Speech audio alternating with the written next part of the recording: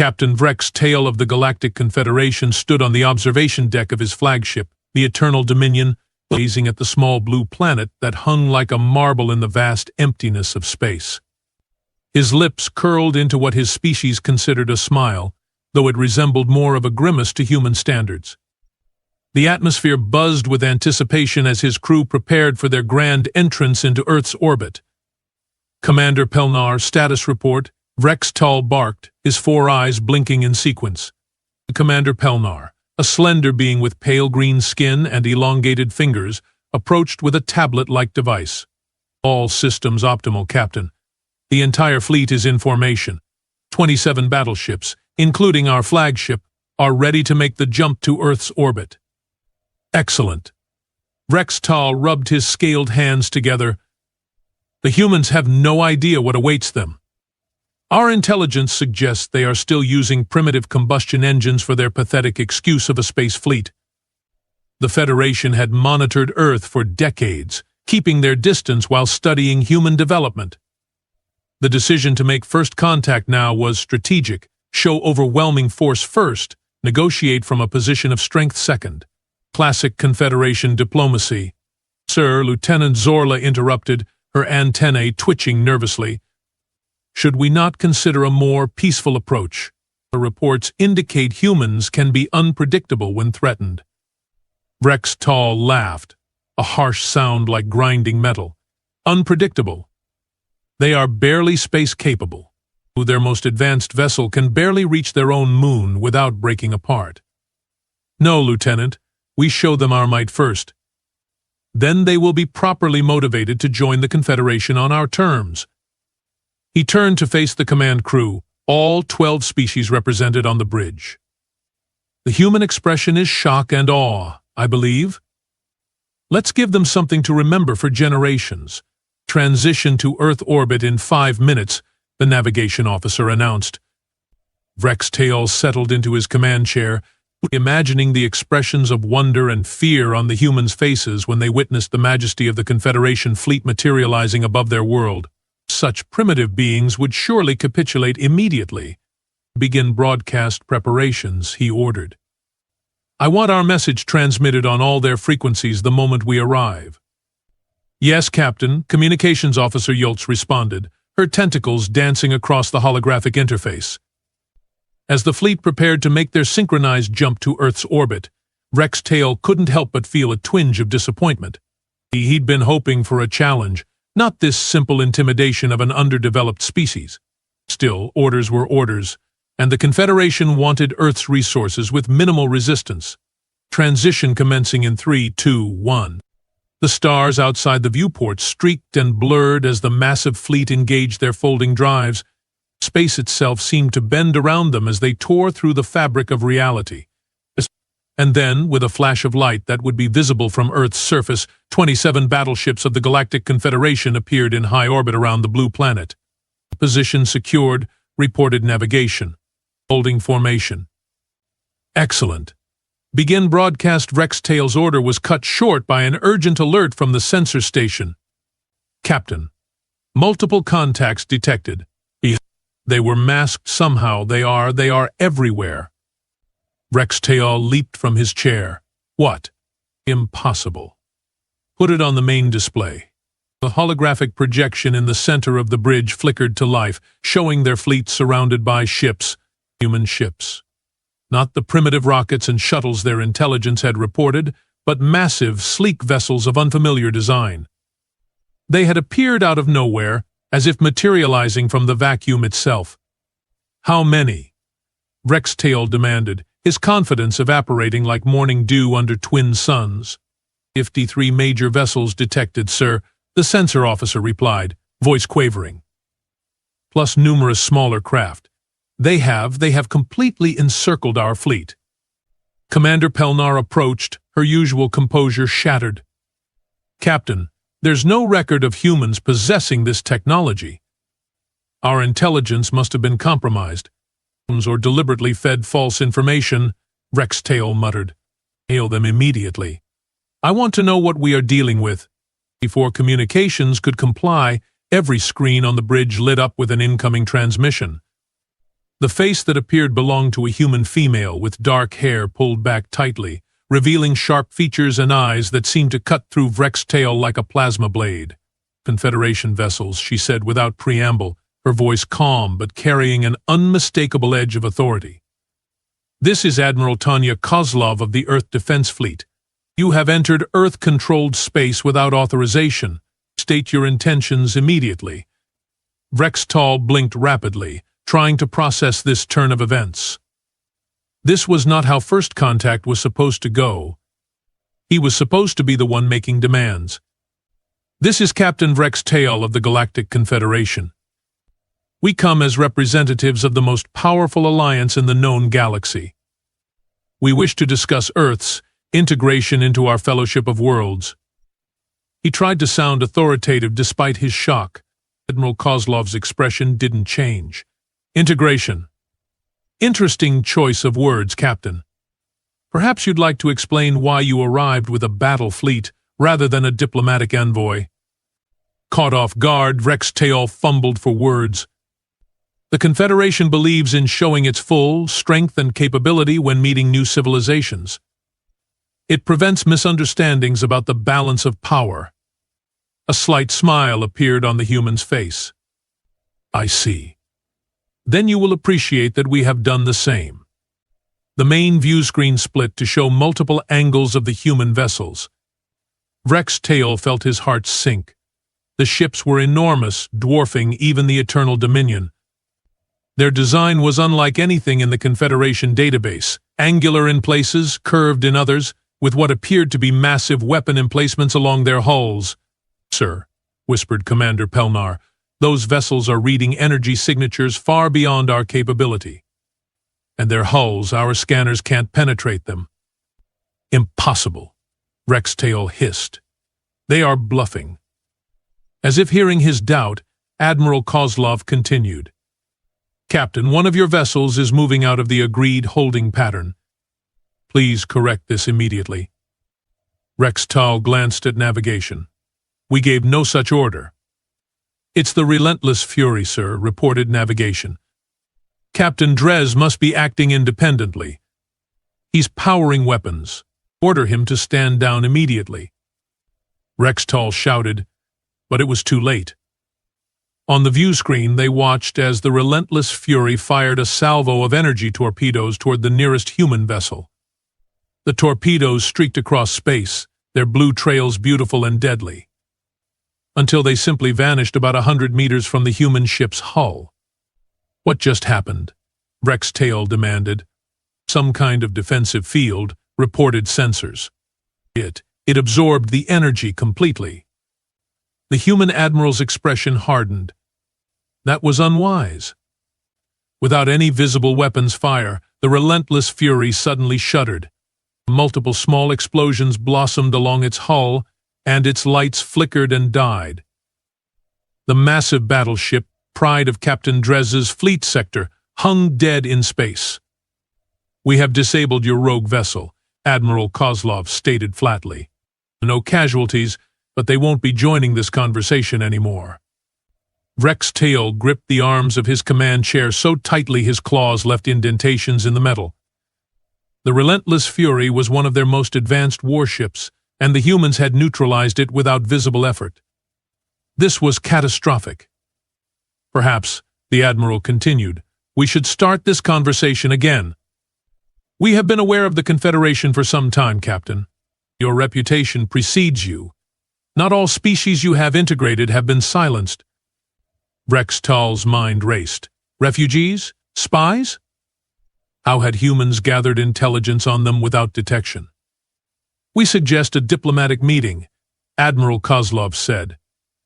"A small delegation from your fleet may shuttle to our command vessel, the Prometheus. We are transmitting coordinates now." Commander Pelnar leaned close to Vrex Tal. "Sir, I advise caution. This could be a trap." "And if we refuse?" Vrex Tal asked the human admiral. Admiral Kozlov tilted her head slightly. "Then you are welcome to leave Earth space immediately. But the Confederation will not be permitted to return. This is a one-time offer of diplomatic relations." The bridge fell silent as everyone waited for Vrextail's decision. He had come expecting to intimidate a primitive species into submission. Instead, he found himself outmatched, outgunned, and outmaneuvered. "Very well, Admiral," he finally said. "I will lead the delegation myself." "Excellent. We will expect you in 1 hour." Kozlov out. As the transmission ended, Vrextail slumped in his chair. "Lieutenant Zorla, Commander Pelnar, you will accompany me. Have the shuttle prepared." "Sir," ventured Commander Pelnar, "what exactly are we walking into?" Vrextail stared at the frozen image of the human ships surrounding his fleet. "I don't know, Commander, but I'm beginning to think the Confederation has made a grave miscalculation about Earth." The shuttle journey was tense and silent. Vrextail studied the approaching human vessel with growing anxiety. The Prometheus was enormous, easily 3 times the size of his flagship. Its dark hull seemed to absorb light rather than reflect it, making it difficult to discern details. Only the illuminated name on its side and running lights along its edges marked its presence against the backdrop of space. "Their design philosophy is unusual," Zorla commented, breaking the silence. "No visible weapons emplacements, minimal external sensors. It's almost as if the entire ship is a weapon," Vrextail finished for her. "Or a shield." "Sir, do you think they planned this? Were we lured here?" Commander Pelnar asked. Vrextail considered this. "Perhaps. Or perhaps our intelligence on humans has been catastrophically wrong from the beginning." The shuttle approached a massive opening in the side of the Prometheus, a hangar bay large enough to accommodate vessels much larger than their shuttle. Internal gravity pulled them gently inside, where rows of what appeared to be human fighters and other craft stood in perfect formation. "Look at these vessels," Zorla whispered. "The design variations suggest multiple specialized roles. This isn't a recently developed fleet. These humans have been building for war for some time." The shuttle settled onto the deck with a soft thud. Through the viewport, they could see a reception committee waiting 5 humans in uniform, standing rigidly at attention. "Remember," Vrextail instructed, "we represent the Confederation. Whatever happens, maintain dignity." They disembarked into the cavernous hangar bay. The air was cooler than Vrextail preferred, but breathable. Gravity felt slightly stronger than on their vessels set to Earth normal, he presumed. Admiral Kozlov stepped forward from the reception line. In person, she was tall for a human, with the bearing of someone accustomed to command. "Captain Vrextail, welcome aboard the EDF Prometheus. These are my senior officers." She introduced them rapidly. Names Vrextail immediately forgot in his nervousness before gesturing toward a doorway. "If you will follow me, we have prepared a conference room for our discussion." As they walked through the corridors of the massive ship, Vrextail couldn't help but notice the efficiency of the design. Unlike Confederation vessels with their ornate decoration showcasing the combined artistic traditions of 12 species, the human ship was utilitarian but not crude. Everything served a purpose. And everywhere they went, human crew members worked with practiced precision, barely sparing glances for the alien visitors. They entered a large conference room with a view of Earth through a massive viewport. The planet's blue beauty stood in stark contrast to the tension in the room. "Please be seated." Admiral Kozlov indicated chairs clearly designed to accommodate non-human physiology. Another surprise they had prepared for this meeting. Once settled, the Admiral wasted no time. "Captain, let's be direct. The Confederation has a history of approaching developing worlds with overwhelming military force, offering them the choice between integration or conquest. You absorb their resources, restrict their development, and essentially turn them into client states." Vrextail shifted uncomfortably. Stated so bluntly, the Confederation's expansion strategy sounded less like diplomatic outreach and more like imperialism. Which, if he was honest with himself, it was. "The Confederation brings order and protection to primitive," he began. "We are not primitive, Captain," interrupted one of the human officers, a broad-shouldered male with dark skin and intense eyes. The nameplate on his uniform read Admiral Okafor. "We have been watching you for longer than you have been watching us." "Impossible," Commander Pelnar blurted. "Our stealth technology is based on phase-shifted quantum arrays." Another human officer finished for her. This one was shorter, with features suggesting Asian ancestry.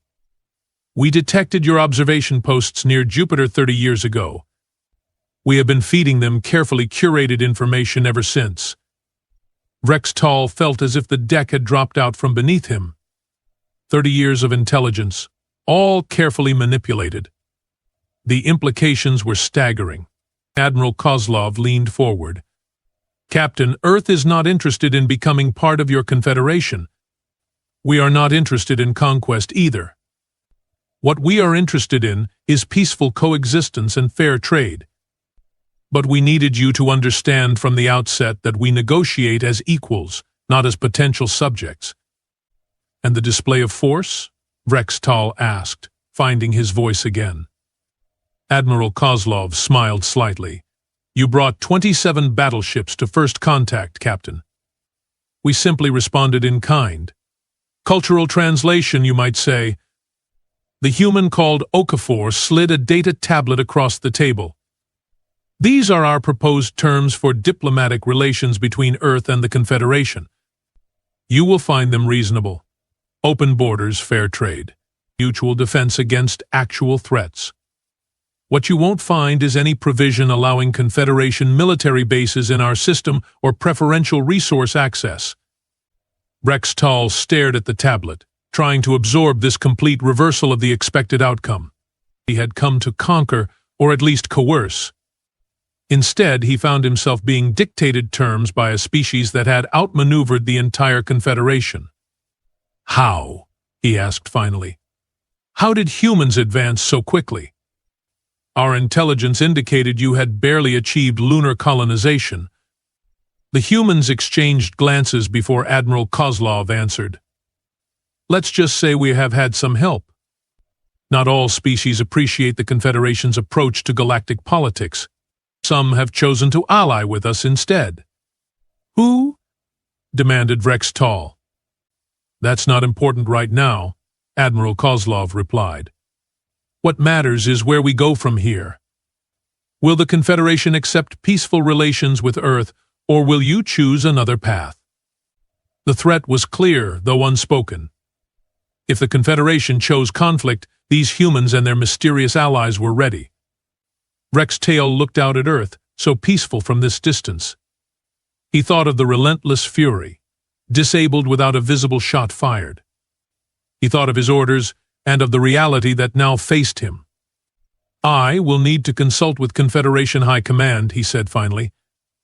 "This situation is outside my authority." Admiral Kozlov nodded. "Understood. You may use our communication facilities to contact them. We will provide privacy, of course."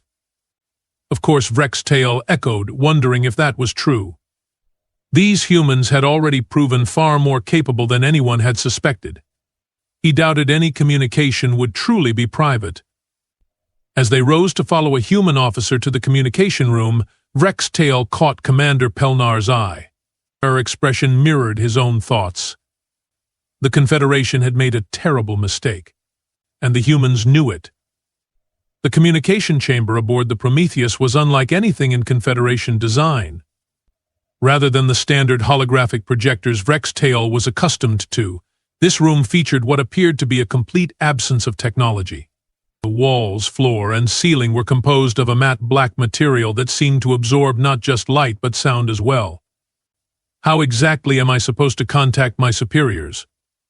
Rex Tall asked, unable to hide his confusion. The human officer, a woman named Commander Valentina Petrov, according to her nameplate, gave him a smile that didn't reach her eyes. "Simply speak. The room will handle the rest." Before Rex Tall could object to such a preposterous instruction, she and the other humans left, sealing the door behind them. "This is absurd," he muttered to Commander Pelnar. "Do they expect us to shout across interstellar space?" Lieutenant Zorla ran her scanning device over the walls. "Captain, these materials, I have never seen readings like this." It's as if the walls exist in multiple dimensional states simultaneously. "High Command," Rex Tal said loudly, feeling foolish. "This is Captain Rex Tal of the Eternal Dominion, requesting immediate communication." To his shock, the entire room shifted. The black surfaces rippled like water, and suddenly they were standing in what appeared to be the High Command chamber on the Confederation homeworld, complete with the 12 Grand Admirals seated at their crescent-shaped table. The simulation, if that's what it was flawless down to the subtle scent of bioluminescent fungi that always permeated Confederation administrative buildings. "Captain Rex Tal," spoke Grand Admiral Hux Valen, his massive form leaning forward. "Your fleet suddenly became difficult to track. Explain your status." Rex Tal struggled to maintain composure. Were they really communicating with High Command, or was this an elaborate human trick? "Grand Admirals, we have encountered unexpected resistance at Earth. The humans possess technology far beyond our intelligence reports.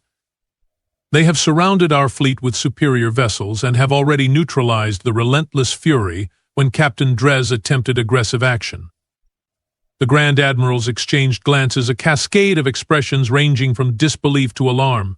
"Impossible," declared Grand Admiral Tiz, her feathered crest rising in agitation.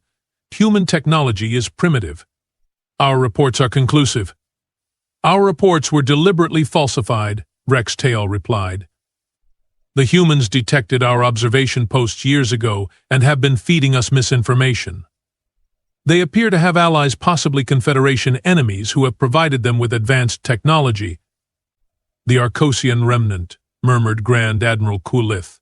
"Or perhaps the Sovereign Collective." "Speculation is irrelevant," Grand Admiral Hux Valen declared. "What matters are the facts. Captain, assess their capabilities honestly. Can your fleet overwhelm them?" Rex Tal thought of the relentless fury, disabled without visible effort. "No, Grand Admiral. Their technology appears to surpass ours considerably. They disabled our most advanced battleship without firing a conventional weapon.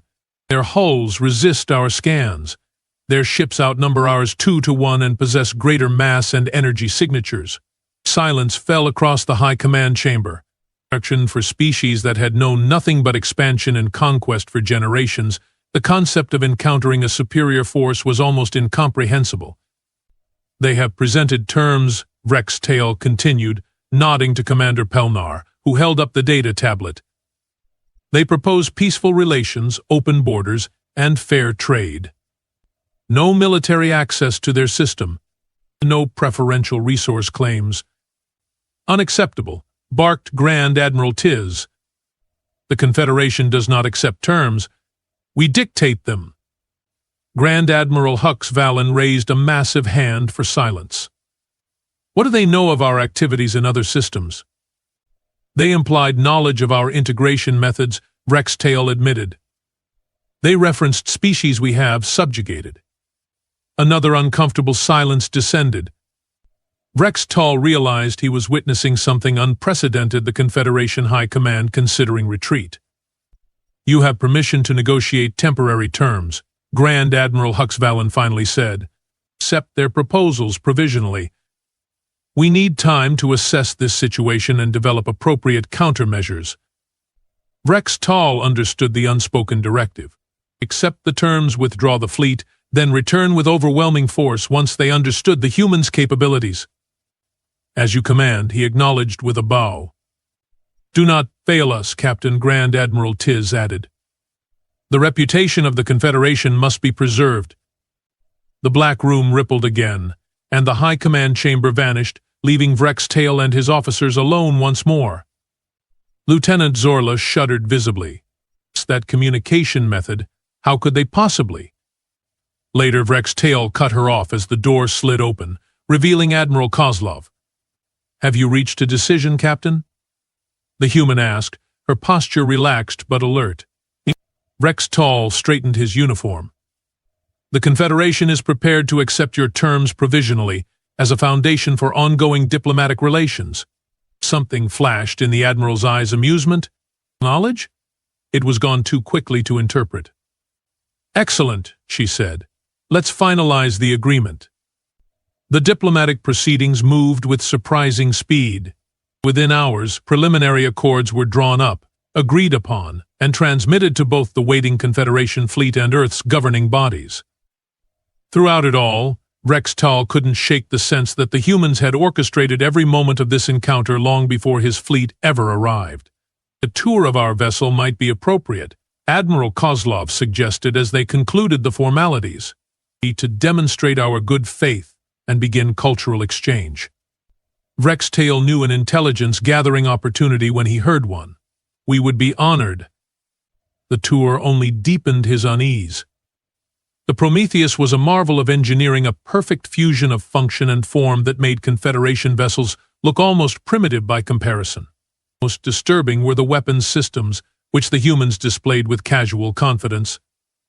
"This is our main defensive array," explained the human called Admiral Okafor, gesturing toward what appeared to be a simple corridor of seamlessly joined metal plates. "I see no weapons," Commander Pelnar observed suspiciously. Okafor smiled. "The entire ship is the weapon, Commander. What you are looking at is a gravity manipulation system. It can create localized distortions in spacetime that can deflect, absorb, or redirect energy. That's what happened to your rogue vessel's torpedoes, and how they disabled the relentless fury," Rex Tal guessed. Okafor nodded. "A focused gravitational spike disrupts electronics without destroying the vessel. Be non-lethal, but effective." Lieutenant Zorla, ever the technical specialist, couldn't contain her curiosity. Such technology would require enormous power generation. "Indeed it does," Admiral Kozlov confirmed. "Perhaps you'd like to see our engine room." The engine room defied Rex Tal's understanding. Where Confederation ships used plasma reactors, massive, rumbling chambers of contained energy, the human engine room was eerily quiet. At its center floated what appeared to be a small star, suspended in a perfect sphere of utterly clear material. "A captured stellar fragment?" Rex Tal asked, unable to mask his shock. A human engineer laughed. "Not quite. It's a controlled fusion reaction, but with a twist. We have managed to create a self-sustaining reaction that generates significantly more energy than traditional fusion." "Impossible," whispered Commander Pelnar. "The energy requirements for containment alone would exceed the output of conventional fusion," finished the engineer. "That's why we don't use conventional methods. The containment field is actually drawing power from the quantum vacuum itself." Rex Tal didn't understand the technical explanation that followed, but he understood enough. These humans hadn't just matched Confederation technology, they'd taken entirely different development paths that had led them far beyond what his people had achieved. As they continued the tour, Rex Tal observed something else disturbing: the ease with which humans and non-humans worked together aboard the Prometheus. He spotted at least 3 species he recognized as victims of Confederation integration, working alongside humans as equals, not subjects. Most surprising was the sight of a Thraxian, a species renowned for their isolationism, operating a communication station with casual competence. "You seem surprised, Captain," Admiral Kozlov commented, following his gaze. "The Thraxian enclave has refused all contact with the Confederation for centuries," Rex Tal said. "With the Confederation, yes," Admiral Kozlov replied pointedly. "Earth takes a different approach to interspecies relations. We believe in partnerships rather than subjugation." The barb stung, but Rex Tal couldn't dispute it. "And these partnerships, they have provided you with technology?" "Some," Admiral Kozlov acknowledged. "But humans are remarkably innovative on their own. Most of what you are seeing was developed by Earth, perhaps with inspiration from our friends. Cultural exchange benefits everyone." The concept was alien to Rex Tal. The Confederation had always taken what it wanted, absorbing what was useful and discarding the rest.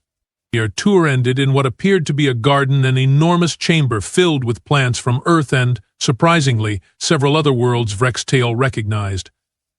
"We find that maintaining connection to living things helps our crews on long deployments," Admiral Kozlov explained. This garden contains species from every world we have diplomatic relations with. A gesture of respect, Lieutenant Zorla noted with what sounded like approval. Precisely, Admiral Kozlov agreed. Captain, you have seen only a fraction of our capabilities today. I hope it's enough to convince you of something fundamental. Earth has no interest in conquest, but we will defend ourselves and our allies with absolute resolve. Rex Tail contemplated the implied threat. The Confederation has accepted your terms, Admiral. For now, she replied, making it clear she understood the provisional nature of the agreement.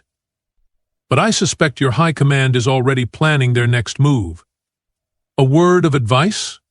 Counsel them toward genuine diplomacy. And if they don't take that counsel? Rex Tal asked. Admiral Kozlov gestured around them. What you have seen today is one vessel of many. What you haven't seen would truly alarm you. The return journey to the Eternal Dominion was conducted in tense silence. Only when they were aboard their own shuttle did Commander Pelnar speak. They are going to destroy us if we return with hostile intent, she said flatly. Perhaps Rex Tail acknowledged. But High Command will never accept these terms permanently. Their pride won't allow it. Pride? Lieutenant Zorla scoffed. Did you see that engine? That communication technology? The combined species working together? The Confederation has been stagnant for centuries, telling ourselves we are the pinnacle of development while apparently the rest of the galaxy has been innovating around us. Rex Tail had never heard such heresy from an officer before, but he couldn't bring himself to reprimand her. The truth of her words resonated too deeply. As their shuttle approached the Eternal Dominion, Rex Tail made a decision. We will report exactly what we have seen and recommend genuine diplomatic engagement. If High Command chooses war instead, that's their decision. And if they order us to lead the attack? Commander Pelnar asked. Rex Tail gazed at the blue planet growing smaller behind them. Then we will have interesting choices to make, Commander. 2 months later, Admiral Kozlov stood in Earth's orbital diplomatic center, watching as the new Confederation diplomatic vessel entered the docking bay. The first official embassy was about to be established. They actually went through with it, Admiral Okafor remarked, standing beside her. I had my doubts. Credit where it's due, Kozlov replied. Their new High Council is taking a different approach. After the old one was, what was the official term? Are tired? Kozlov smiled slightly. Something like that. Captain Rex Tail's report apparently caused quite the stir, especially when it was leaked to every world in the Confederation. The revolutionary upheaval that had followed had been swift and decisive. Species that had chafed under Confederation rule for generations had risen up, demanding reform. When the dust settled, the militaristic Grand Admirals had been replaced by a more representative council. Speaking of our favorite captain, Okafor said, isn't that him leading the diplomatic delegation? Indeed it was. Rex Tal, now bearing the insignia of a diplomatic envoy rather than a military officer, led a diverse group of representatives toward the reception area. His gaze found Admiral Kozlov, and he gave a slight nod of recognition. He made an interesting choice, Kozlov observed. We gave him an interesting education, Okafor replied. Sometimes all it takes is showing someone a bigger universe than they knew existed. As the human and Confederation delegations prepared to meet, Kozlov reflected on how differently things might have gone. Had the Confederation arrived with their usual overwhelming force before Earth had formed its alliances and developed its technology, humanity might now be just another subjugated world. Instead, the revelation of Earth's capabilities, its advanced technology, its network of allies, so its fundamentally different approach to interspecies relations had ultimately transformed not just human Confederation relations, but the internal structure of the Confederation itself. They really thought we'd be impressed by their battleships, Okafor chuckled. To be fair, Kozlov replied with a smile, they hadn't seen ours. As Captain now Envoy Rex Tail approached, Kozlov stepped forward to welcome him officially. The former military officer looked different, somehow more thoughtful, less rigid. Admiral Kozlov, he greeted her. On behalf of the reformed Confederation Council, I bring greetings and a proposal for permanent alliance. Envoy Rex Teal, she responded. Earth welcomes you and looks forward to a productive relationship. As formalities commenced, Rex Teal managed a private word with the Admiral. You knew, didn't you? You knew showing us your capabilities would trigger reform within the Confederation. Kozlov's expression revealed nothing. We showed you what we are, Envoy. What your people did with that information was entirely their choice. A guided choice, Rex Teal suggested. Perhaps, Kozlov acknowledged. But isn't that what good diplomacy is about? Creating paths for others to follow willingly. Rex Teal considered this. The old Confederation would have returned with a fleet 3 times the size and attacked without warning. We know, Kozlov said simply. You would have been ready. We would have. Rex Teal shook his head in a gesture he'd adopted from humans. Your battleships were impressive, Admiral. But your strategy, that was the true weapon. Kozlov smiled. Welcome to Earth diplomacy, Envoy Rex Teal. We look forward to teaching you much more. The galaxy, Rex Teal reflected, was about to become a very different place, and perhaps, just perhaps, a better one. As the diplomatic proceedings began in earnest, Earth's massive defense fleet maintained its vigilant orbit around the planet, visible, powerful, but peaceful. A reminder rather than a threat. A symbol of a new approach to galactic relations. The Confederation had come to conquer and found instead a teacher. The humans had revealed not just superior technology but a superior vision, one where cooperation yielded greater benefits than subjugation. And it had all started with battleships.